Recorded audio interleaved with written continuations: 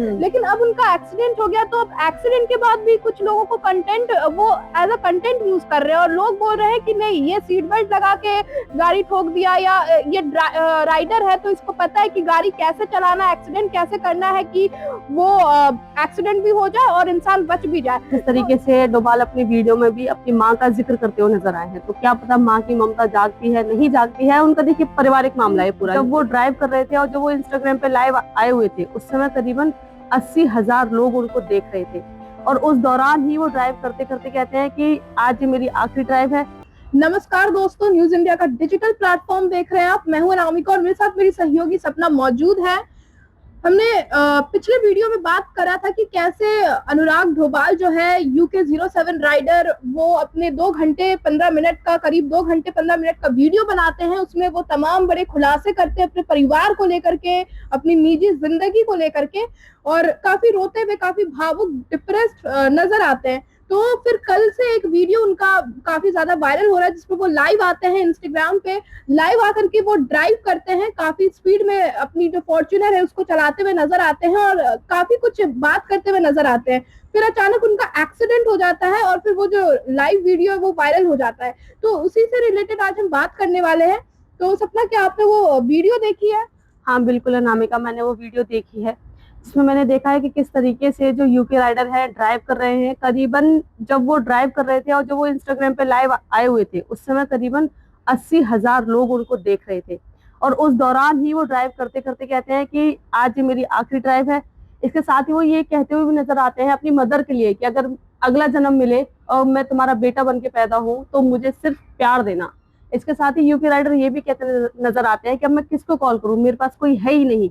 बस ये सारी बात करते हुए और वो लास्ट में कहते हैं चलो अब अंतिम राइड पर चलते हैं, और बस इसी दौरान वो अपनी गाड़ी की स्पीड यानी कि फॉर्च्यूनर की स्पीड 150 के आसपास कर देते हैं, और उनकी गाड़ी सीधी जाकर डिवाइडर से टकरा जाती है और उनका जो है भयंकर एक्सीडेंट हो जाता है। तो सपना, हमने जो इनका पहला वीडियो देखा था, तो इसमें भी लोग कह रहे थे कि नहीं, ये एजेंडा है, प्रोपेगेंडा है, इसमें वो सिंपैथी पाना चाहते हैं, व्यूअर्स पाना चाहते हैं, इसलिए इस तरीके का इमोशनल वीडियो बनाए हैं।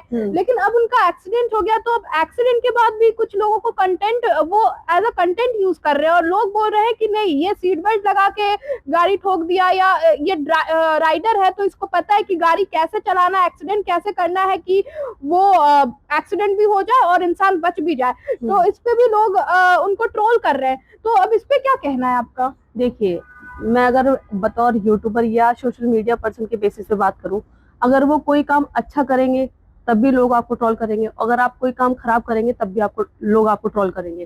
तो इसमें रही ट्रोलिंग की बात कि यूके राइडर जो है वो पहले अपने बेनिफिट के लिए काम कर रहे थे, फेक कर रहे थे, व्यूअर्स के लिए कर रहे थे, और अब जो एक्सीडेंट किया है ये भी फेक है।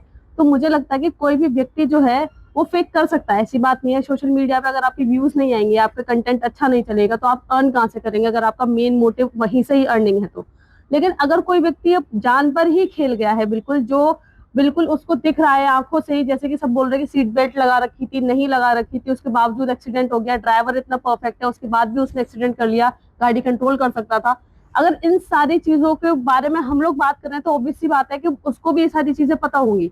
लेकिन इसके बाद भी जब वो अपनी गाड़ी जो है वो डिवाइडर पर चढ़ा रहे हैं, अपनी गाड़ी को ठोक रहे हैं, अपनी लाइफ को खतरे में डाल रहे हैं, तो इसका मतलब ये है कि ये कहीं ना कहीं फेक व्यूअरशिप के लिए नहीं हो सकता। इंसान फैमिली ड्रामा कर सकता है, एक दूसरे पर आरोप प्रत्यारोप लगा सकता है, लेकिन अपनी जान को खतरे में डालना, मुझे नहीं लगता कि कोई व्यक्ति फेक व्यूअरशिप के लिए ये काम करेगा। इसके अलावा भी बहुत सारे ऑप्शन है, वो लोग कर सकते हैं, ठीक है। लेकिन जो अब रही कि लोग ये कह रहे हैं कि पहले जो वीडियो थी सिंपैथी पाने के लिए थी, अब लोग कह रहे हैं कि ये भी सिंपैथी पाने के लिए है। तो मैं आपसे एक बात कहूंगी कि सोशल मीडिया के दौर में आज के समय ये स्थिति है कि अगर आप, जब कोई व्यक्ति चुपचाप किसी भी ट्रॉमा को झेल कर अगर वो अपना जीवन समाप्त कर लेता है, तो यही सोशल मीडिया के लोग कहते हैं कि उन्होंने हमसे अपनी बातें शेयर नहीं की, हम उनके फैंस थे, हम उनके फॉलोअर्स थे, उन्होंने हमसे कुछ शेयर नहीं किया। लेकिन जब वही व्यक्ति अपनी चीजों को शेयर करता है तो यही सोशल मीडिया के लोग, यही ट्रोलर्स, यही कहीं ना कहीं फॉलोअर्स भी, वो लोग ये बात करते हैं कि सिंपैथी पा रहा है, ये व्यूज के लिए कर रहा है, ये जी बिल्कुल। तो ये डबल स्टैंडर्ड है। इससे हम ये फिक्स नहीं कर सकते किसी का भी कि ये फेक कर रहा है कि सिंपैथी पाने के लिए कर रहा है। सबके अपने अपने ट्रॉमास होते हैं लाइफ के, सबका अपना अपना डिप्रेशन होता है, अपनी फैमिलीज की कंडीशंस होती हैं, कौन कैसे निकल रहा है, उन चीजों से कैसे जूझ रहा है, वो बस वही व्यक्ति समझ सकता है। क्योंकि इस पे तमाम बड़े मतलब जो इन्फ्लुएंसर्स है, यूट्यूबर्स है, उनकी भी अभी प्रतिक्रिया सामने आई है वन जी बाय वन, जैसे एलविश यादव हो गए, मुनव्वर फारूकी हो गए और फुकरा हो गए। तो उसमें मुनव्वर ने भी यही चीज कहा है कि इंसान अगर आपसे शेयर नहीं करे और फिर उसको कुछ हो जाए तो लोग कहते हैं कि यार हमसे शेयर क्यों नहीं करा, हमसे शेयर किया होता तो जी ऐसा नहीं होता। और जब इंसान आपसे शेयर कर रहा है तो आप उसको ट्रोल कर रहे हो, तो इंसान मतलब जाए तो जहाँ जाए कहाँ, क्योंकि वो ऑलरेडी इंसान अपने फैमिली से भी काफी ज्यादा टूटा हुआ दिख रहा है। शुरू से ही हम जी देख रहे हैं, पहले वीडियो में भी हमने उनका देखा, दूसरे वीडियो में भी हमने देखा कि कैसे वो अपनी माँ को लेकर के बोल रहे हैं कि अगर अगले जन्म में मैं आपका बेटा बन के आऊं तो आप मुझे प्यार जरूर देना, क्योंकि कहीं ना कहीं उनके पास पैसा है, नेम है, फेम है, लेकिन उनके पास प्यार नहीं है। तो प्यार के लिए वो इंसान तरस गया है, ऐसा जी महसूस हुआ बिल्कुल है। बिल्कुल बिल्कुल। तो फिलहाल उनकी हालत कैसी है?